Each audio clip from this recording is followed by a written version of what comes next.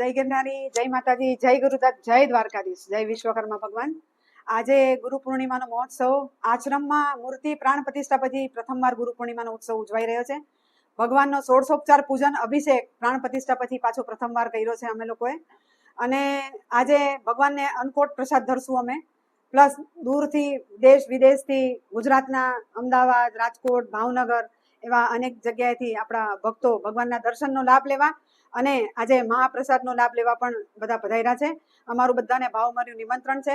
અમારા ટ્રસ્ટીઓ પણ પધાર્યા છે। અમદાવાદથી મુકેશભાઈ પંચાલ છે, મોહનભાઈ પ્રજાપતિ, પોકરભાઈ મિસ્ત્રી, સંદીપભાઈ મકવાણા, જયસુભાઈ મકવાણા, કિશોરભાઈ લુણાગરિયા એવા ઘણા બધા અમારા ટ્રસ્ટીઓ છે। ટ્રસ્ટ મંડળના તરફથી આજ બધાને મહાભોગ મહાપ્રસાદ બધાને લેવાનો છે। અને વિશેષમાં ગુરુ પાદુકા પૂજન થશે, પ્લસ ગુરુજીનો અમે લોકો બધા એમના આશીર્વચનનો લાભ લેશું। દરેક ભક્તો આવ્યા છે તો ભક્તોને અમે એ જ કહીએ છીએ કે ગુરુ પૂર્ણિમા એટલે વ્યાસ પૂર્ણિમા।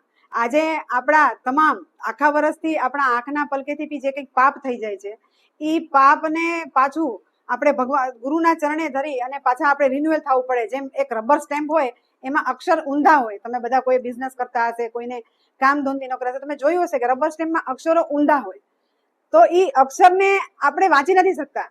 વિધાતાના લેખ અને નિયતિ જે આપણા નસીબમાં લખ્યું છે એ થાય જ છૂટકો છે, પણ એમાંથી પણ જો આપણને પાર ઉતારે તો ગુરુ, તો એ રબર સ્ટેમ્પની અંદર આપણી પાસે સ્ટેમ્પ નથી, એ ગુરુ પાસે છે। ભગવાને ગુરુને એમના પ્રતિનિધિ તરીકે એક આ પૃથ્વી પર આપણને આશીર્વાદ સ્વરૂપ એક ભગવાનનું પ્રતિનિધિ છે, ભગવાનનું સ્વરૂપ જ આપણે માનીએ આપણા ગુરુને। તો એ રબર સ્ટેમ્પમાં જયારે સિક્કામાં મારી અને પછી તમે પેપર પર છાપો એટલે એમાં અક્ષર સીધા દેખાય, એવી રીતે જ આપણા ભાગ્યના નસીબમાં લખેલા બધું ઊંધું જ છે, આપણને વંચાતું નથી। એ વંચાવવું હોય એને તો ગુરુના ચરણે જવું પડે। અને આજકાલના મોબાઈલના યુગમાં કહીએ તો તમારો મોબાઈલ જેમ રોજ ચાર્જ કરવો પડે ને તો જ તમારો ફોન ચાલે, એવી રીતના જ આપણે બી ચાર્જ થવા માટે વર્ષમાં એકવાર ગુરુના ચરણે જવું જોઈએ। એમ તો જ્યારે તમે સમય મળે સારા દિવસોમાં, સારા સંજોગોમાં, સારા પ્રસંગોમાં ગુરુના આશીર્વાદ લેવા જોવે અને ગુરુના પ્રસંગોમાં આપણે હાજરી થઈ અને ગુરુના આશીર્વાદ લેવા જોવે।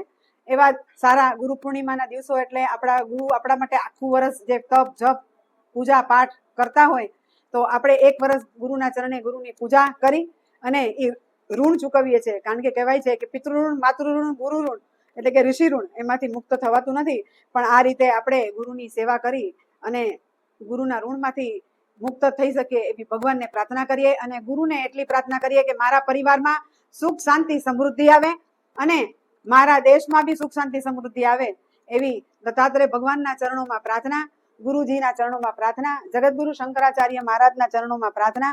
આજે દરેક ગુરુઓના ચરણોમાં પ્રાર્થના કરી હું મારી વિરામ કરું છું।